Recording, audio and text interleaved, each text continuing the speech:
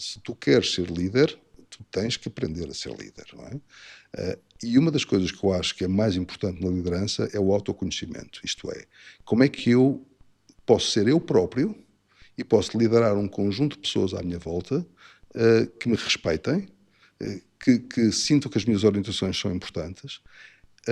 Eu só consigo fazer isso conhecendo muito bem a mim próprio e conhecendo as minhas fragilidades.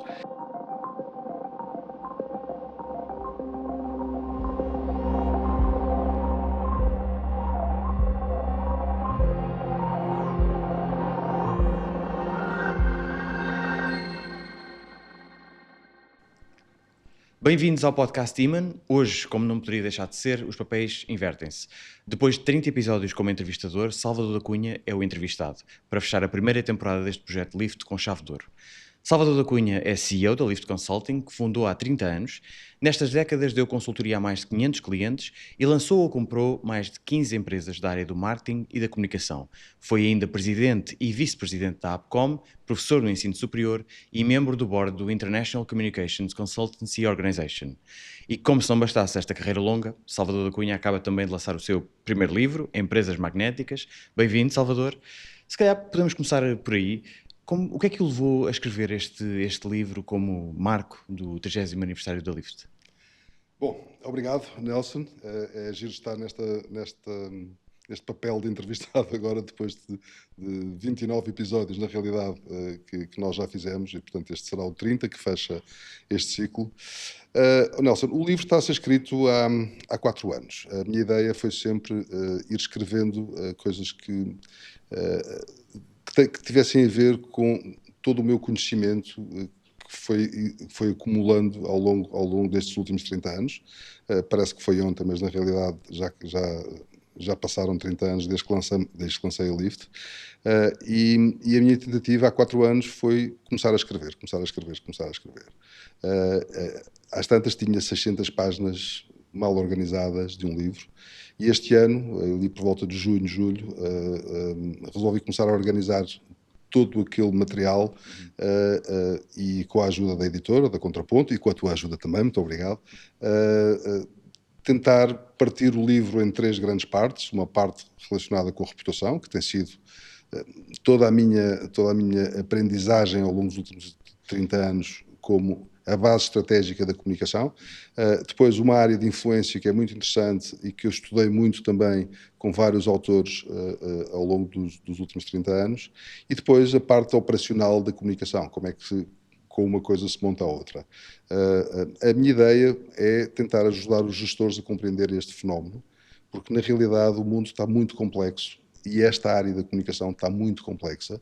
Há uma percepção de que não se consegue fazer muito pela reputação das empresas, o que não é bem verdade, apesar de existirem muitos fatores exógenos, mas na realidade, se forem estratégicos, os gestores conseguem de facto influenciar positivamente a reputação das suas empresas e no fundo isto é o que o livro tenta codificar, diria assim. E o que é que pode esperar quem ler o Empresas Magnéticas? Bom, pode esperar 2 coisas. Primeiro, como ser estratégico. Como é que se consegue ser estratégico na comunicação, tendo a reputação como base dessa estratégia. E se de facto as pessoas conseguirem perceber qual é a importância da reputação, qual é que é a importância da influência, conseguem na comunicação moldar as ferramentas certas para que as empresas consigam alcançar a sua ambição de reputação. E eu acho que esse é que é o fundamental, é tentar fazer com que as empresas sejam estratégicas. E, tipicamente, as empresas são muito táticas.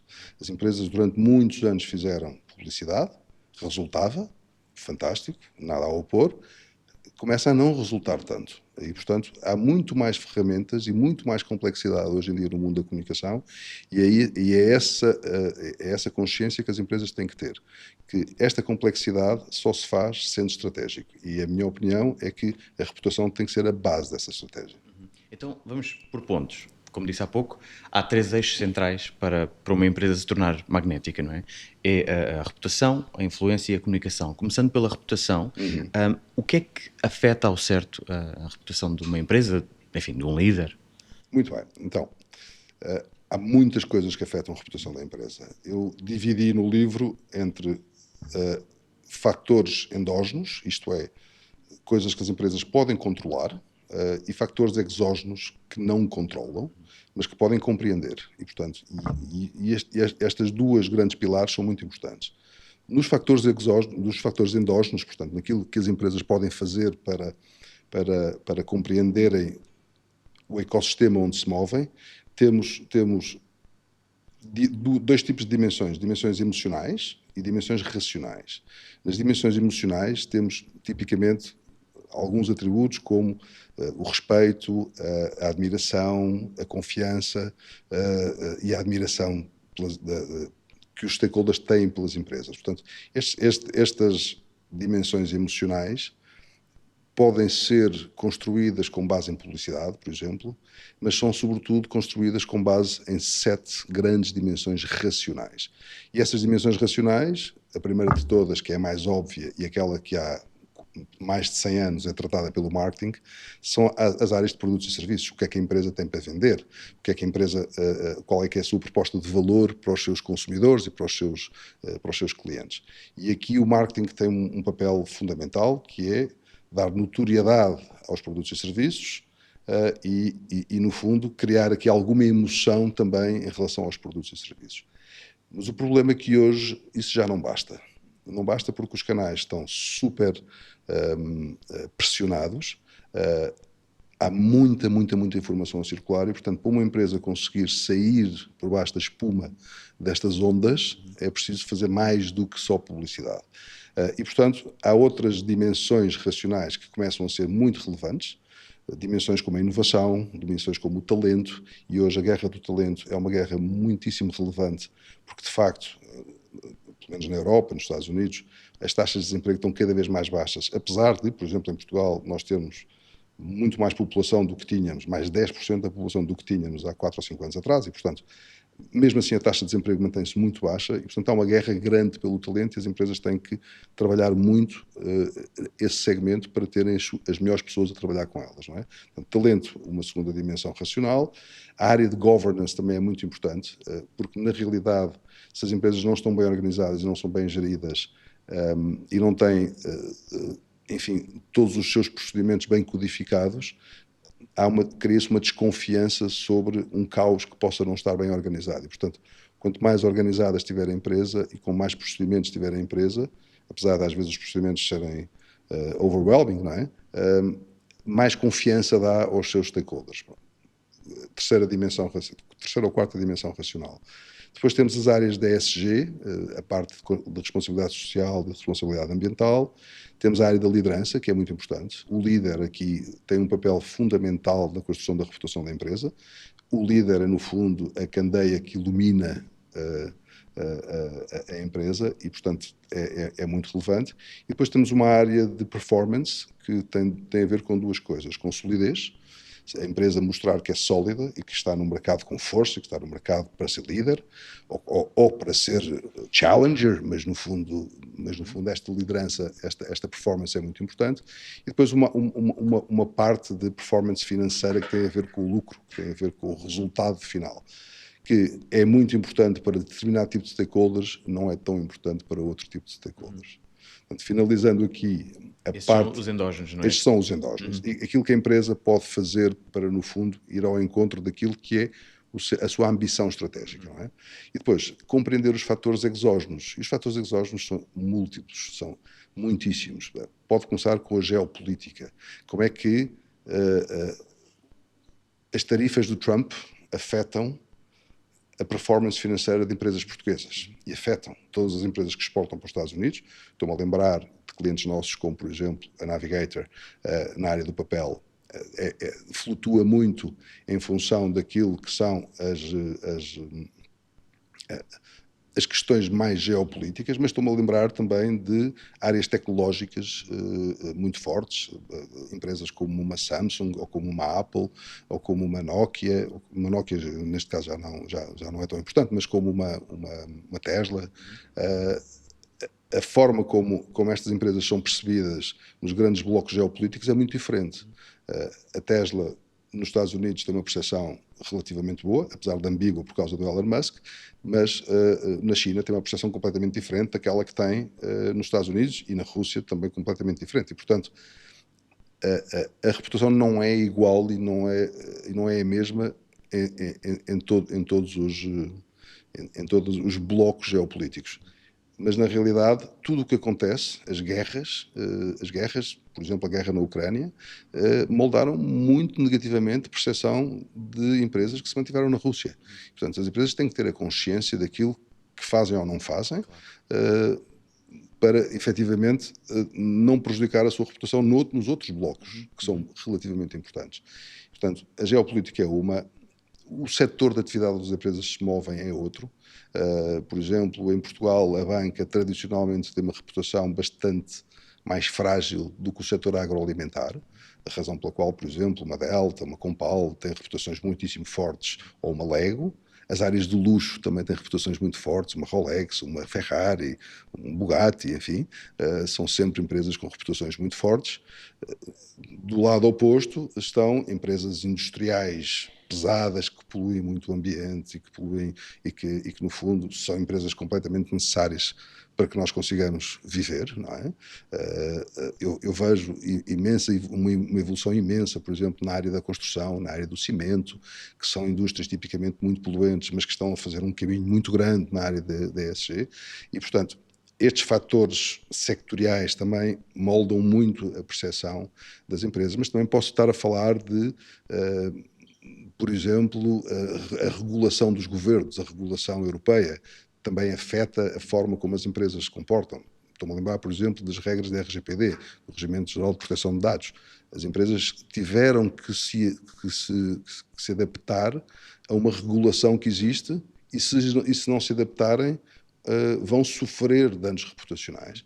Portanto, também estas tendências, como as tendências para a sustentabilidade, as tendências para a responsabilidade social, são fatores exógenos que moldam a percepção da empresa. E, portanto, as empresas têm que compreender este ambiente onde se movem. E desse ponto de vista, é possível traçar assim um roadmap sobre como é que se cuida da reputação de uma empresa? É possível, claro que sim. Mais uma vez, o que eu disse há pouco, as empresas têm que ser estratégicas nisto. E, portanto, para ser estratégicas nisto e para poderem compreender o ecossistema, as empresas têm que saber como é que são percepcionadas pelos seus stakeholders. E para saberem como é que são percepcionadas pelos seus stakeholders, têm que medir a sua própria reputação.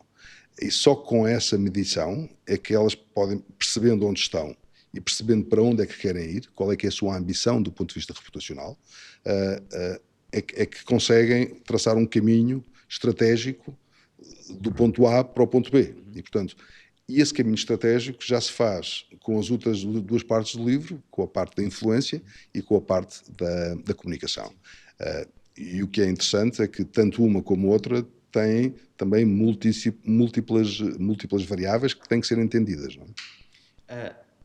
Ainda na reputação, e eu prometo que já saímos da reputação para ir para a influência, mas o Salvador diz no livro que a reputação pode ser tão poderosa que sobrevive à morte, mas também tão frágil como a chama de uma vela. Como é que se explica este paradoxo? Sim, a reputação pode ser frágil se houver maus comportamentos e, portanto, a alegoria da vela é do James Russell Lowe. É muito interessante porque o que ele diz basicamente é que a chama de uma vela é muito frágil, pode-se apagar num instante, mas é no fundo a luz que ilumina o mérito. É assim que ele põe a frase, já muito antiga, tem mais de 100 anos. E esta frase acompanha-me sempre ao longo dos anos, apesar de eu não acreditar muito nela. Eu gosto mais da alegoria da árvore, que é a reputação vai-se construindo em camadas, a árvore vai crescendo e vai tendo camadas e camadas de reputação que vão protegendo a empresa.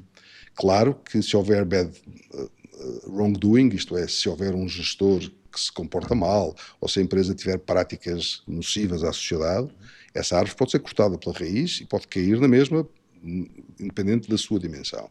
E, portanto, a reputação, no fundo, é também um seguro que as empresas têm, que a protege e que gera uma coisa que é muito importante, que é o benefício da dúvida. Quando uma empresa tem uma crise, Se a empresa é muito bem reputada, todos os seus stakeholders lhes dão o benefício da dúvida. E isso é a fortaleza da árvore. Mais do que a questão da vela, é a fortaleza da árvore. Agora, a questão da morte é muito interessante, porque a questão da morte mete a reputação ao nível dos homens, e aqui também posso falar homens com H grande, e portanto, mas também posso falar de géneros, o que é a parte masculina e o que é a parte feminina, e como é que cada um destes géneros vê a reputação. Os homens, género masculino, têm, sobretudo os líderes, uma ideia de que têm que sobreviver à sua própria vida física, não é? Há uma frase muito gira que eu li nos Estados Unidos há 1 ou 2 anos, que dizia, basicamente, nós morremos 3 vezes. Morremos no dia em que falecemos, não é? No dia em que, como diz o Ricardo Araújo Pereira, Exato. no dia em que morremos, não é? No dia em que somos enterrados, morremos uma segunda vez, e no dia em que a última pessoa fala sobre nós. Certo. E é muito giro esta noção, porque, por exemplo, um Luís de Camões, um Shakespeare, um Fernando Pessoa, são pessoas que não vão morrer nunca, não é? E isso é um objetivo do género masculino, é não morrer nunca, é fazer com que seja o mais tarde possível que haja a última pessoa a falar sobre eles. Enquanto o género feminino é muito mais cuidador e muito menos preocupado com a pessoa, elas são menos preocupadas com elas, são muito mais preocupadas com o ecossistema, daí que a liderança feminina seja cada vez mais relevante para as organizações, e eu sou um feminista nesse aspecto, porque de facto a liderança feminina é quem cuida, não é? A liderança masculina tem muito esta noção de que quer manter a sua reputação depois da morte. Portanto, isso é a primeira parte do livro, chama-se A Reputação dos Homens, e é exatamente sobre isso que falamos, e eu acho que as pessoas vão gostar bastante dessa parte. A reputação é o que alicerça depois a capacidade de influência de uma empresa? A reputação também influencia muito a capacidade de influência, não é? Se nós tivermos uma boa reputação, temos naturalmente mais influência, mas a influência tem que ser trabalhada. A influência tem que ser trabalhada pelos gestores. Os gestores têm que saber em que ecossistema é que se é influente. E não estamos a falar de uma influência perniciosa, de eu conhecer um membro do governo, ou de conseguir uma licença aqui, ou de influenciar ali, ou mesmo questões ligadas com corrupção. Não, estamos a falar de fatores psicológicos que nós podemos moldar de forma ética para que os nossos públicos se aproximem de nós. Não é?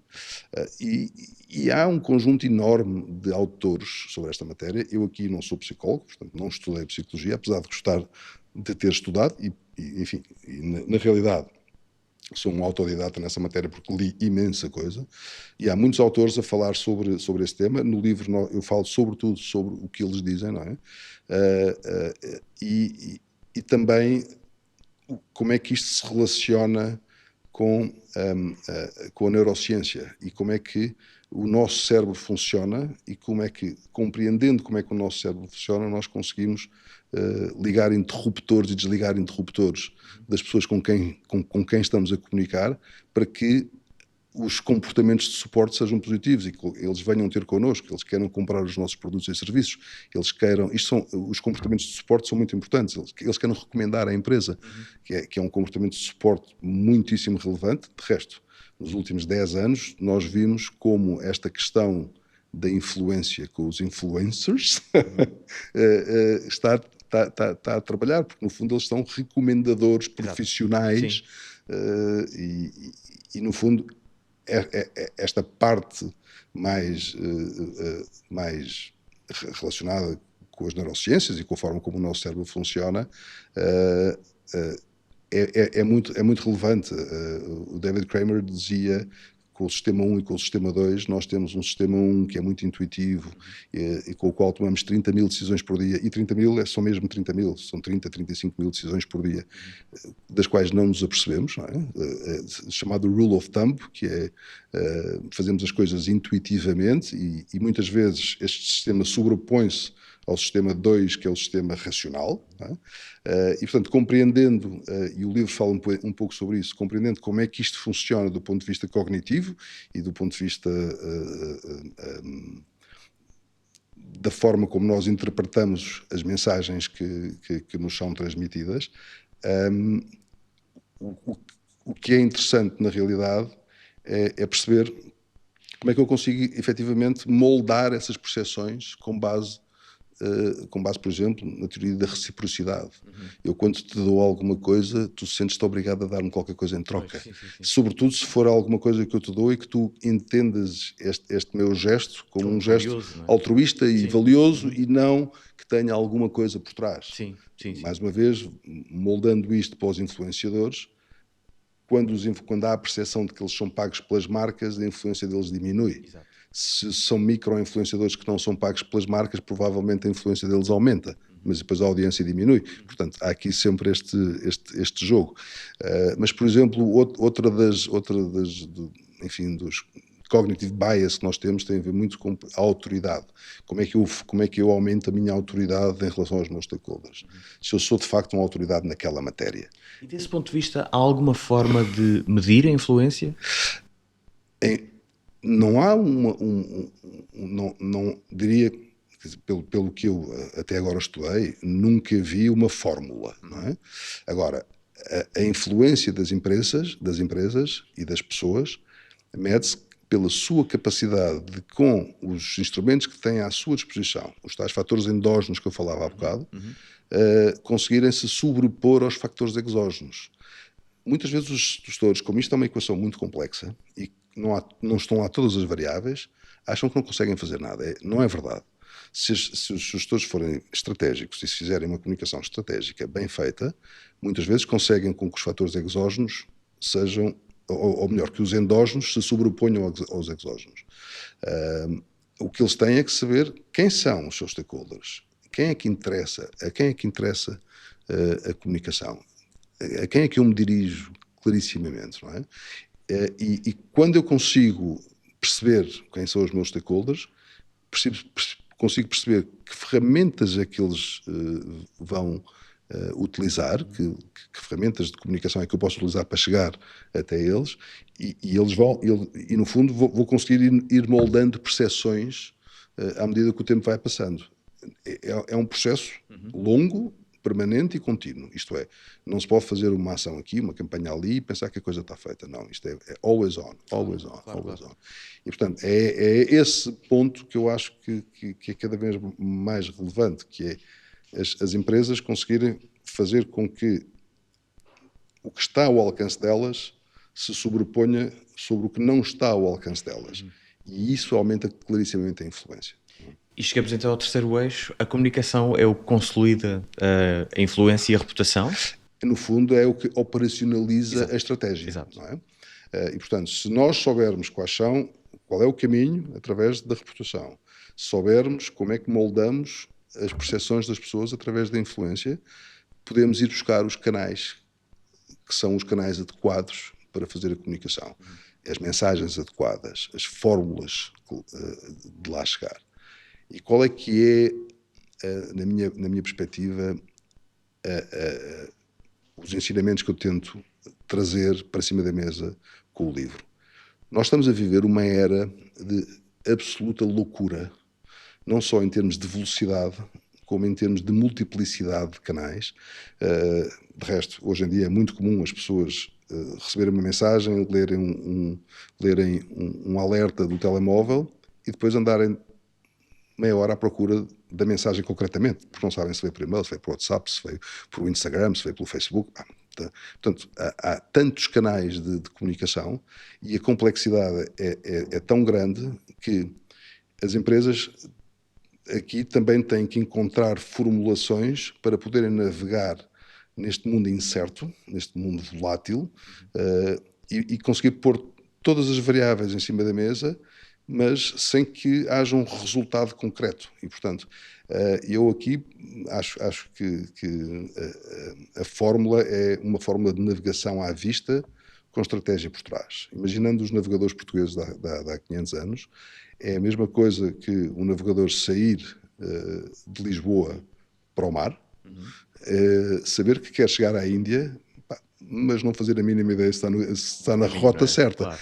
E, portanto, é um bocadinho de experimentar aqui, experimentar ali, fazer um piloto aqui, fazer um piloto ali, ver se funciona, ver se não funciona, errar, aprender.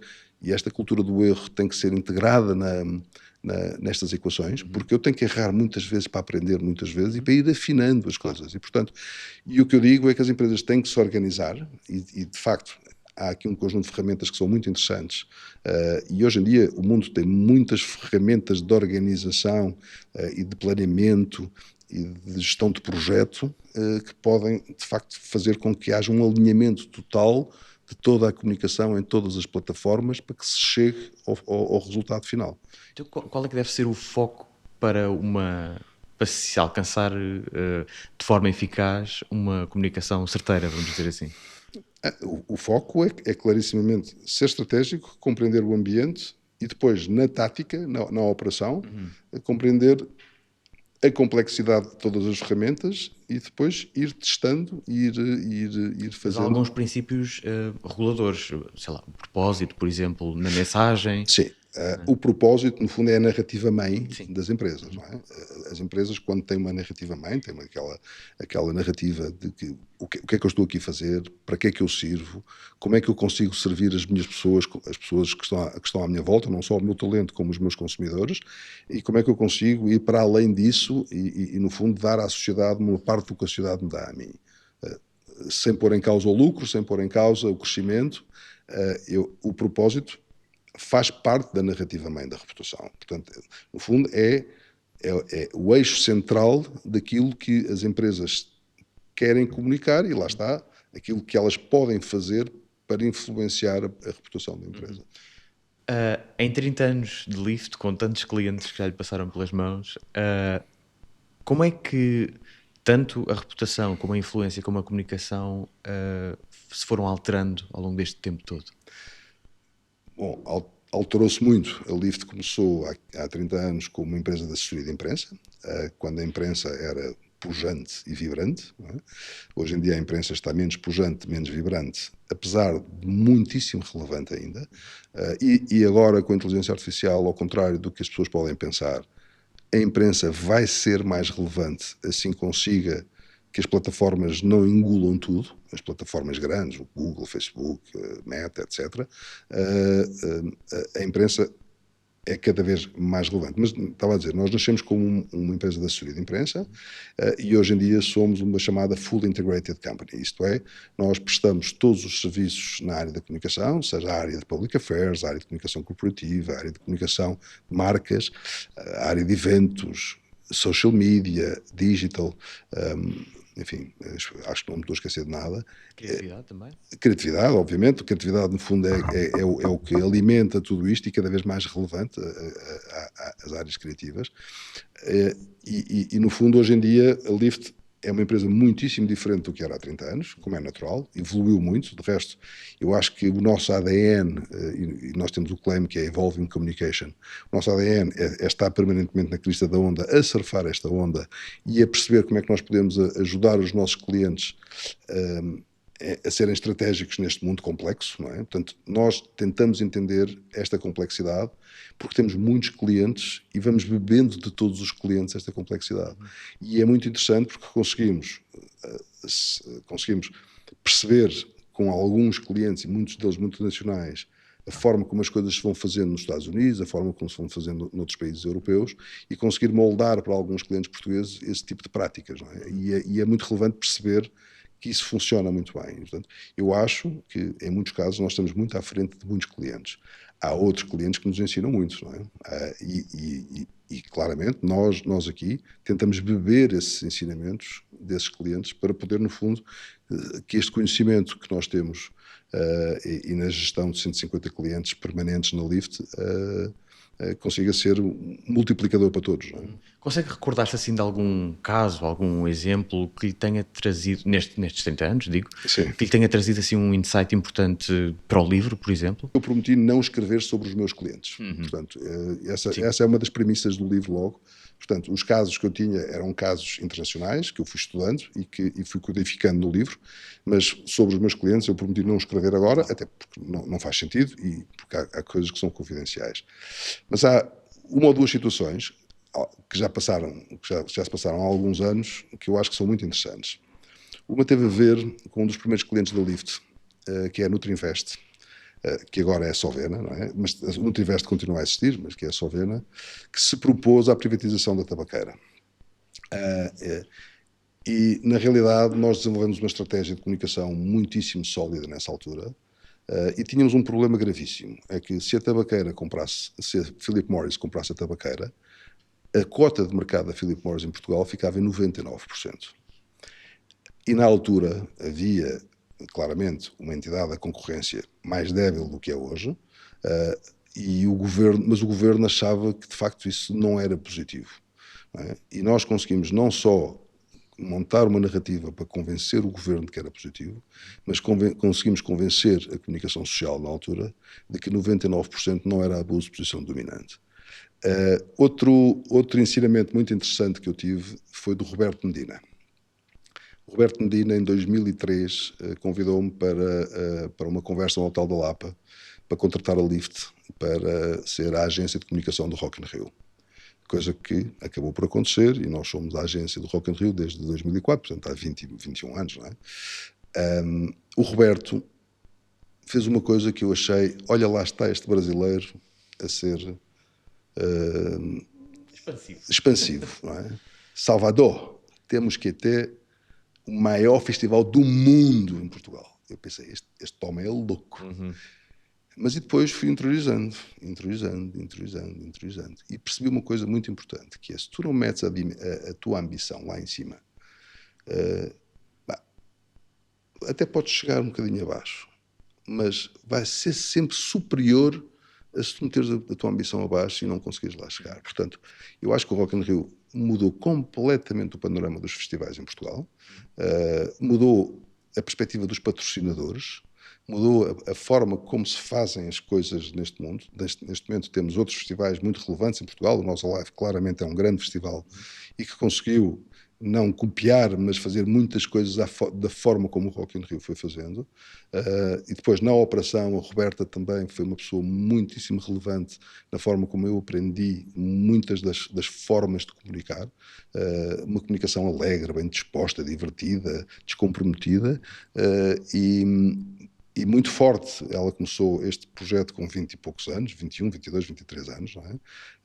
A liderar uma equipa de 10 mil pessoas. E, portanto, tu estás a ver a capacidade de liderança, de empatia que é preciso ter. E depois há outra Roberta, que as pessoas não conhecem tão bem, que é a Roberta Guerreira, que entra em modo guerra e sai de baixo, como eles dizem, não é?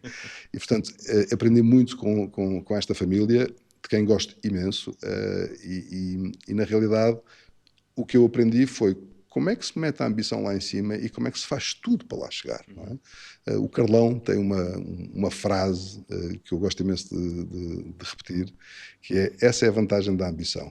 Podes não chegar à lua, mas tiraste os pés do chão. Exato, é isso mesmo. Falando de liderança, só se aprende a ser líder sendo, ou há princípios fundamentais que a pessoa deve tirar partida quando vai ser líder de alguma coisa? Sim, eu acho que há pessoas que naturalmente têm uma propensão para liderar maior do que as outras. Mas tem muito a ver com a tua vontade.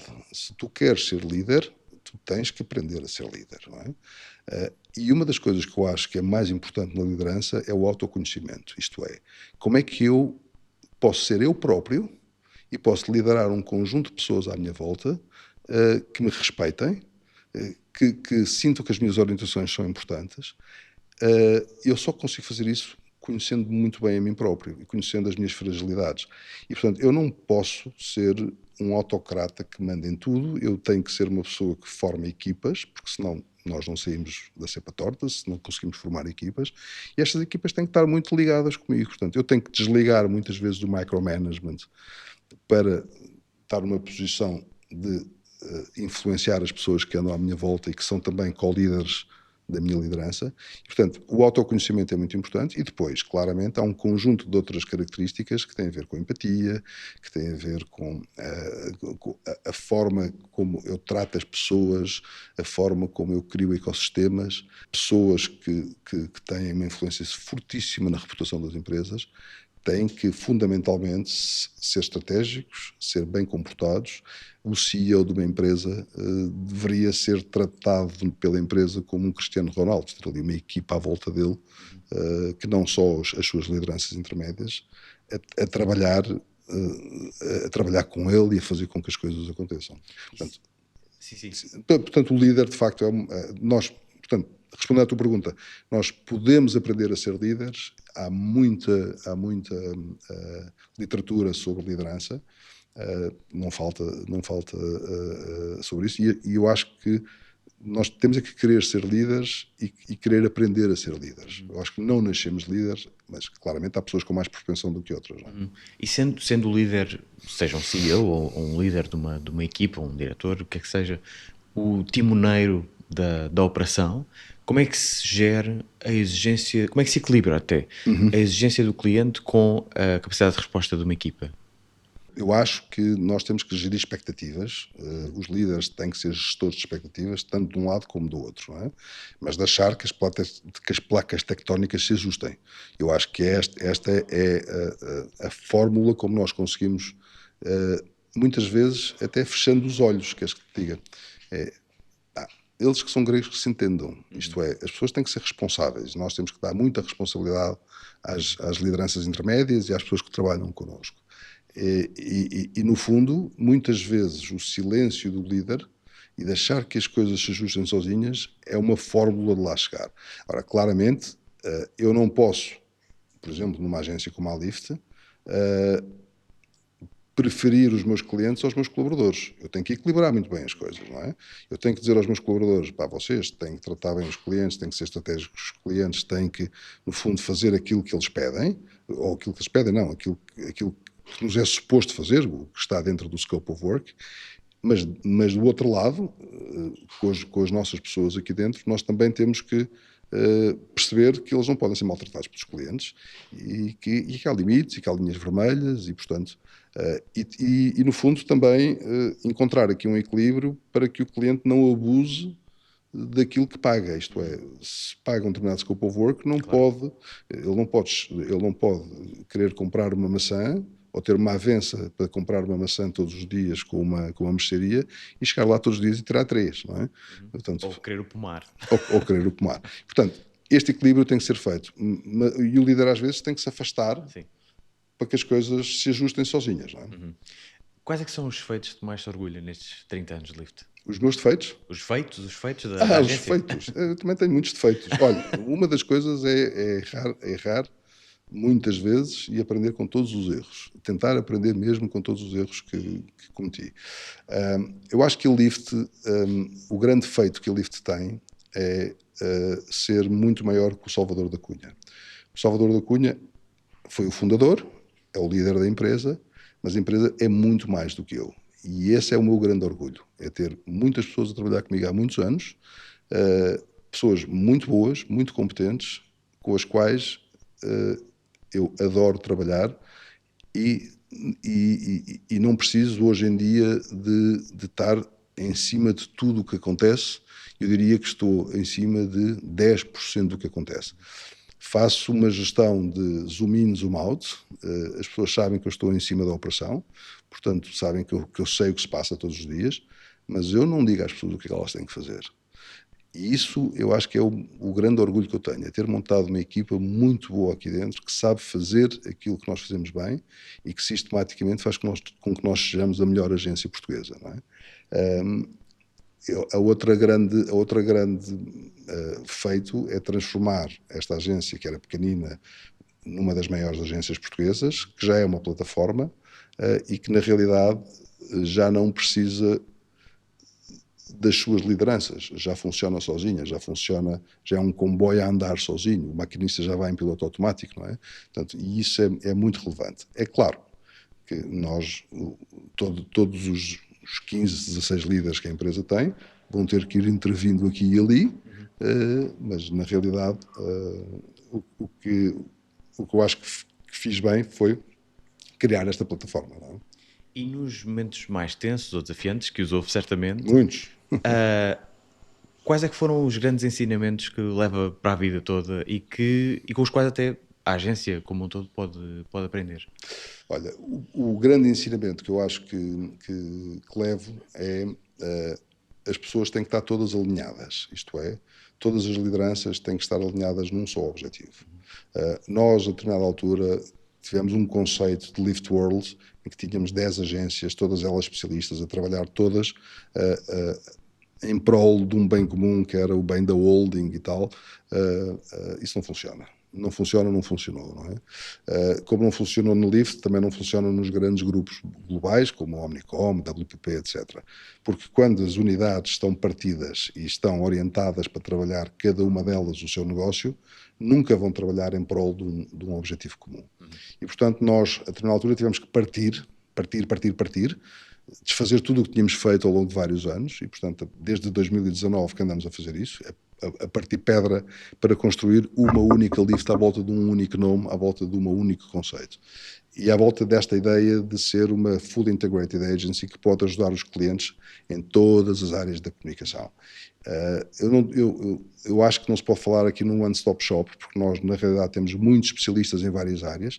O que nós podemos é falar em alinhamento. Os clientes terem uma única agência que consiga alinhar a mensagem em todas as plataformas e em todas as fórmulas de fazer comunicação, seja digital, seja social media, seja assessoria de imprensa e comunicação, seja publicidade, criatividade. Se nós tivermos um conceito, uma mensagem-mãe para os nossos clientes e consigamos fazer com que todas as ferramentas à nossa volta fluam nesse sentido, temos uma vantagem gigante para os clientes. E a vantagem gigante para os clientes é o cliente não ter que gerir egos de 7 agências diferentes, todas desalinhadas umas com as outras, que muitas vezes nem comunicam. Uma coisa que eu ainda não compreendi é como é que em 2025 ainda há agências com departamento de comunicação e departamento de marketing que não falam entre elas. Não compreendo isto. Outra coisa que eu não compreendo, como é que os budgets de marketing continuam a ser 10 vezes superiores aos budgets de comunicação? Também não compreendo isto. Porque aqui tu estás a deitar 90% fora. Aqui não estás a deitar nada fora. E isso é uma coisa que para mim só é compreensível pelo facto das empresas não serem estratégicas, acharem que, ok, aquilo vai funcionando, é bom, portanto não mexe no que está mais ou menos a funcionar, mas não conseguem ver o big picture. E o big picture é que não está a funcionar. Eles estão a desperdiçar imensos recursos a fazer as coisas mal feitas. Em 30 anos, como é que se mantém a motivação na liderança? Eu estou preparado para os próximos 30, se queres que diga. Como? Não, olha, é muito giro. Tem a ver com duas coisas. Tem a ver com a ciência e tem a ver com a vontade. A vontade de não me ir embora é muito grande, não é? Agora, claramente, eu vou ter que ir delegando cada vez mais. Mas fazer coisas novas e estar sempre a fazer coisas novas.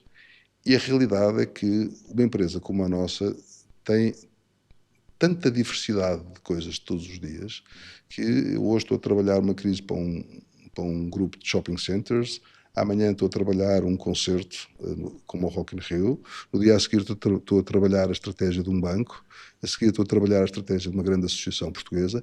Portanto, a diversidade acontece todos os dias. Todos os dias, não há dias aborrecidos. Há dias mais chatos, há dias mais complicados, há dias em que nós estamos ali a tentar ver se as coisas funcionam um bocadinho melhor. Na minha perspectiva de gestão, de facto tenho muita diversidade de situações a acontecerem em simultâneo, e depois tenho a gestão da empresa, que é uma coisa que me dá imenso gozo de fazer. E ir afinando todas as pecinhas deste puzzle é uma coisa que, de facto, com muito controle de gestão, com muita estratégia, conseguimos fazer de forma que, de facto, a Lyft vá engrossando a sua capacidade, de gerar clientes, de ser atrativa, de ser uma das melhores agências portuguesas, uma das maiores agências portuguesas, e depois os resultados vão alimentando esta vaidade, porque na realidade eu estou muito orgulhoso daquilo que se fez aqui. Acho que não fui eu que fiz, acho que eu fui só um pivô, não é? E foi toda a equipa a fazer este percurso. Não é? Para fechar, vamos fazer um exercício, desafio. Vamos imaginar que há uma pessoa que foi designada líder de uma equipa, de uma empresa, e hoje é o primeiro dia dela. Dê-lhe um conselho, ou 3 ou 4.